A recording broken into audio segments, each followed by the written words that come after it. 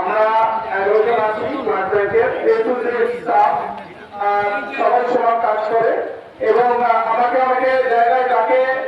এর মানে এমনি নয় যে আমি বেশি জানি তো আমি বেশি কাজ করি, কাজ করে, কিন্তু আমি একটু বলতে পারি। এই বলতে পারার জন্য অনেক মানুষ ডাকে, বলে, চেষ্টা করি বলার। এটা আমাদের বলতে হয়। কেন বলতে হয়? আমাদের রক্তদাতাকে বাড়াতে হবে। আমরা সবাই জানি যে রক্তের বিকল্প নেই, চাষের জমি বা পলি থেকে পাওয়া যায় না, কিন্তু রক্তদাতা আমরা বাড়াতে পারছি না। যে প্রয়োজন, যে পরিমাণ প্রয়োজন রক্তের কালেকশন হচ্ছে না। 100টা লোকের মধ্যে 33টা লোক রক্তদানের যোগ্য, রক্ত দান করে 1.5, প্রয়োজন হয় 2%, মানে 2 জন রক্ত পাবে। এই জায়গাটাকে সেমিনার আলাপ আলোচনার মধ্যে দিয়ে আমাদেরকে বাড়াতে হবে। আর এখানে আমি খুব একটা চাপ নিই না এসব ক্যাম্পগুলোতে, বা আমরা চাপ নিই না, তার কারণ এখানে অনেক জ্ঞানী গুণী ব্যক্তির আগমন আছে যারা আমাদের চাকরির আগে থেকে রক্তদান বিষয়ে অনেক বেশি জানে। তাই আমরা এই অঞ্চলে রক্তদান শিবির নিয়ে আমাদের কোনো একটা টার্গেট থাকে না। আমাদের টার্গেট থাকে পিছিয়ে পড়া এরিয়াগুলো, যে মানুষগুলো শিক্ষা, স্বাস্থ্য দিক থেকে, আর্থিক দিক থেকে পিছিয়ে, সেই সমস্ত এলাকাতে যদি আমরা রক্তদানের বার্তা, সামাজিক বার্তা যদি ছড়িয়ে দিতে পারি, সেখানে কিন্তু আমরা ব্লাড ব্যাংক বেশি লাভবান হবে। কিছুক্ষণ আগে বলছিলেন আমাদের রেলকর্মী, রেলের মালাবাবু, উনি অসাধারণ বক্তব্য শুনছিলাম। সঞ্চালক সাহেবও বলছিলেন আমরা কাজ করবো, আমাদের কান কিন্তু খোলা যায়, কানে আমরা শুনি যে কে কি ধরনের কথা বলছে। কিছুক্ষণ আগে খুব ভালো লাগলো, এখানে দুজন ভদ্রলোক ছিলেন, একজন এক্সএমএলএ, একজন আছে বর্তমান এমএলএ। কি অসাধারণ মানুষ! এই মানুষগুলোকে যে রক্তদান উৎসবে রক্তদানের মতো বার্তা, এটা খুব ভালো লাগে, আমরাও তো শিখি। আরেকটা জিনিস, যে ব্যানারের প্রোগ্রাম হচ্ছে, স্বামী বিবেকানন্দের ভাবা দর্শের ত্যাগ ও সেবায় স্বেচ্ছায় রক্তদান শিবির, স্মৃতির, এটা আমি মনে করি। আমি সোশ্যাল ওয়ার্ক টেলিগ্রাফে করেছি, পাবলিক অ্যাডমিনিস্ট্রেশনে মাস্টার্স করেছি, রুরাল ডেভেলপমেন্ট করেছি, নিউট্রিশন করেছি। আমি একটা জিনিস শিখেছি, আমাদের একটা পেপার ছিল স্বামী বিবেকানন্দর, একটা কথা আমার খুব মনে আছে যে ভারতবর্ষের তখনই আসল উন্নতি হবে। স্বামী বিবেকানন্দ সোশ্যাল ফিলোসফি আর স্বামী বিবেকানন্দের একটা টপিকে আমরা পড়েছিলাম, একটা লাইন আমি এখানে বলার চেষ্টা করবো। খুব অসাধারণ লাইন, আমার খুব ভালো লেগেছিল। আমি বিভিন্ন জায়গায় বলি যে মানুষের আসল উন্নতি তখনই হবে, ভারতবর্ষের প্রত্যেকটা মানুষ সুশিক্ষায় শিক্ষিত হবে, তখনই ভারতের আসল উন্নতি হবে। কেন আমি আপনি এখানে সবাই শিক্ষিত হবে, ভারতবর্ষের অনেক মানুষ আছে কিন্তু এখনো সেই জায়গায় আসেনি। আমাদের গ্রামটা 87 বা 88% শিক্ষায়, অন্যান্য দেশে ইউএসএ গেলে 99%, অন্যান্য দেশগুলোতে সেখানে দেখো 95, মেয়েরাও 95, কিন্তু আমরা এখন আসিনি। কেন? আমরা এই চিন্তা ভাবনা থেকে আমরা অনেক দূরে আছি। ওই কথাগুলো আমরা সমাজের সামনে তুলে ধরতে পারছি না যে ভারতবর্ষের আসল উন্নতি সেখানেই আছে। ভারতবর্ষের মানুষ, সমস্ত মানুষ নিজের শিক্ষায়, সুশিক্ষায় শিক্ষিত হয়ে নিজের সমস্যার কথা, ভালো করে শুনবেন, নিজের সমস্যার কথা নিজে যখন বুঝতে শিখবে, তখনই ভারতবর্ষের আসল উন্নতি হবে। আমি আপনি প্রচুর বুঝি, কিন্তু নিজের সমস্যাটা বোঝার লোকের সংখ্যা এখন অনেক কম আছে। আমার খুব ভালো লাগে যদি পৃথিবীতে স্টাডি করা হয়, পৃথিবীতে মহামানবদের নিয়ে অনেক অনেক লেখকরা, অনেক যারা রিসার্চ দিয়েছিল,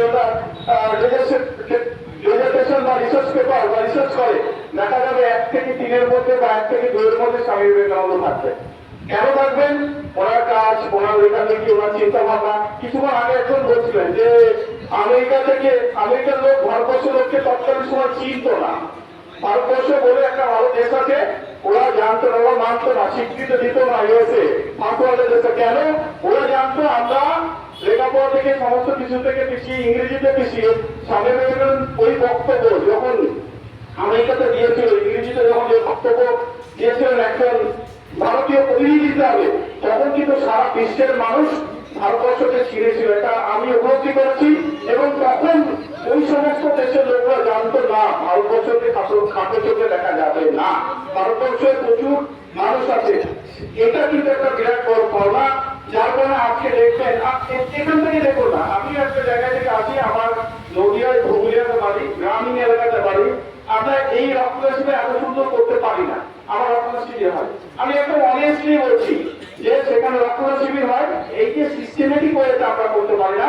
কেন পারি না? তার উদ্দেশ্য হচ্ছে আমাদের অনেক শিক্ষিত মানুষকে ইনভলভমেন্ট করাতে হয়, কিন্তু সেই মানুষগুলোকে আমরা করতে পারছি না। একটা এরিয়া, একটা জায়গা, একটা রক্তদান শিবির তখনই সেরা হয় যখন আশেপাশে শিক্ষিত লোকের দরকার হয়। শিক্ষিত মানুষের প্রচুর ভালো দিক আছে। মানে একটা কথা আছে না যে দুষ্টু গোয়াল ছাড়া শূন্য গোল ভালো, মানে সেই খবরটা যদি আমরা পজিটিভ দেখায় আসি, ভালো মানুষের পাশে থাকা না খুব সৌভাগ্যের ব্যাপার, এবং সেও ভালো হয়ে যাবে। একটা কথা বলি, একজন বিখ্যাত সায়েন্টিস্টের সবাই কলকাতা করেছে, আমি নাম সবাই বলছি, বিখ্যাত সায়েন্টিস্টের বিভিন্ন জায়গায় বক্তব্য দেয়। তার ড্রাইভার একদিন যাতায়াত করতে করতে গাড়িটা বলছে, স্যার আপনি ওই জায়গায় ওই প্রোগ্রামে যে বক্তব্যটা রাখলেন না, আমি কিন্তু পারবো। তখন বলছে সায়েন্টিস্ট আইনস্টাইন সম্ভবত, বলছে ঠিক আছে, আগামী দিন আমার একটা জায়গায় প্রোগ্রাম আছে, সেই প্রোগ্রামে আমাকে আপনাকে কেউ ছেড়েন না, তুমি আমার জায়গায় সেদিন যাইবে, ওখানে বলবে। এইবার ড্রাইভারকে পাঠিয়েছে, সেখানে বলে একই কথা বলে চলে এসেছে, সবাই হাততালি দিয়েছে, দিয়ে দিয়ে গল্পটা শুনবে তো, গাড়িতে আসার পর সবাই হাততালি দিয়েছে, কেউ বুঝতে পারি। তখন একজন জিজ্ঞাসা করে, দাদা ওই নিউজটা কি আছে? তখন অতটা বাঁচতে হবে, ড্রাইভার বলছে আমার যে ড্রাইভার আছে ওনাকে এমন উনি বলবে।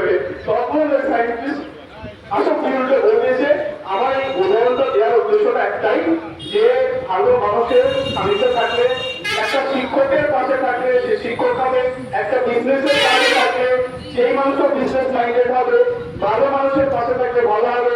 আমার যেটা বলার উদ্দেশ্য, এতগুলো কথা আমি খরচা করেছি বা আমি বলেছি, তার একটা উদ্দেশ্য যে এখানে যে রক্তদান শিবিরটা আমাদেরকে হৃদয়ে থাকে। কেন অনেক বছর ধরে আমরা দেখি তো যে স্বামী বিবেকানন্দের ভালোবাসে, তার মানে কি এখানকার মানুষগুলো স্বামী বিবেকানন্দের নীতি আদর্শকে নিজের বুকে ধারণ করে অন্যকে বলাতে সাহায্য করে। এই কাজ অবশ্যই করা হবে।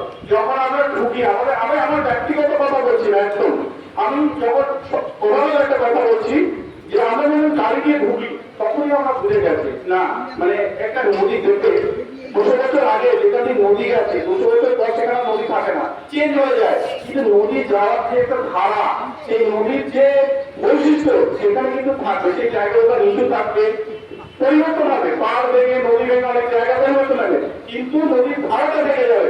তেমনি কিন্তু স্বামী বিবেকানন্দ চিন্তা ভাবনার ধারাটা এই জায়গাটা কিন্তু আছে, সেটা আমরা কাজ ফিল করেছি। এইভাবে আমাদেরকে এগিয়ে যেতে হবে। আর এখানে বক্তব্য খুব একটা বলার মতো জায়গা আমি মনে করি না, কারণ সবাই খুব ভালো বলছে, কিন্তু দিস ইজ প্রোটোকল, এটা একটা প্রোটোকল আমাদের একটাই বলতে হয়, কারণ এটা খুব ভালো। আমি স্বামী বিবেকানন্দকে অনেক জিনিস ফলো করি। আর একটা জিনিস আছে, স্বামী বিবেকানন্দের জীবনে যদি কেউ পড়ে বা একটু হলেও শোনে, তার জীবন তার পরিবার ভালো হবে, আমি ফিল করেছি। যেহেতু আমি 3খানা ডেজিটেশন কমপ্লিট করেছি, রিসার্চ পেপার মাস্টার্সে, তো ওই ক্ষেত্রে আমি ফিল করেছি যে এগুলো কিন্তু তার জীবন খুব সুন্দর হবে। আরেকটা জিনিস আমি মনে করি, কলকাতার জব যা পেটে পড়বে, যেসব গ্রামীণ এলাকা, পিছিয়ে পড়া এলাকা, সেটা কলকাতার পড়াশোনা করবে বা একটা ভালো শহরে পড়াশোনা করবে, তারা জীবন সফল হবে। যদি স্বামী বিবেকানন্দের আদর্শ মনে ধারণ করবে, সেই পরিবার, সেই এলাকা, সমস্ত জায়গায় আগিয়ে যাবে, সেই দেশ আগিয়ে যাবে। এটা আমার বিশ্বাস, আপনার না হতে পারে। এটা একটা মানুষের একরকম চিন্তা ভাবনা, বিশ্বাস, আমি মনে করি এটা। যার ফলে রক্তদান, যেটা একটা প্রশ্ন ছিল এখানে যে হেপাটাইটিস বি থাকলে রক্ত দেওয়া যায় কিনা, না দেওয়া যায় না, বুঝতে হবে। কেস বেশ কিছু ক্ষেত্রে রক্ত দেওয়া যায়, হেপাটাইটিস বি, সি, HIV, তারপরে যৌন রোগ আছে, এরা পার্মানেন্টলি দিতে পারে না। হার্ট ডিজিজ, হার্টের অসুখ থাকলে পার্মানেন্টলি দেওয়া যায় না, ক্যান্সার পেশেন্ট দেওয়া যায় না। এই ধরনের কিছু কিছু ক্ষেত্রে আছে, তারা কোনোদিন রক্ত দিতে পারে না, বাকিরা সবাই দিতে পারে, শুধু পজিটিভ চিন্তা ভাবনা। স্বামী বিবেকানন্দ যেমন সোশ্যাল ফিলোসফিতে বলে গেছে, মানুষ যতদিন নিজের সমস্যা নিজে বুঝতে না শিখবে, সেই মানুষের সেই দেশের উন্নতি হয় না। তেমনি রক্তদানের ক্ষেত্রে মানসিকতার পরিবর্তন না হলে মানুষের রক্তদানের সৃষ্টি হবে না। সবাই ভালো থাকবেন, আগামী বছর দেখা হবে অসাধারণ অনুষ্ঠান। আমি খুব তুচ্ছ এবং করতে মানুষ, চেষ্টা করা বলার, দাদারা সবাই খুব ভালো বলেছে, লেখক উনি একজন লেখক, শুনছি না, খুব ভালো লাগে, সবাই লিখবে, সবাই রক্তদানের উপর লিখুন। আমি বলতে চাই, আপনি একটা ক্যান্সার করবেন, ক্যান্সার আর ডায়াবেটিস পেশেন্ট আর থ্যালাসেমিয়া, এটা লেখার ভাষাটা আপনার আসবে, আপনাকে ওই ইউনিটগুলো ভিজিট করতে হবে, ওই মানুষগুলোকে দেখতে হবে।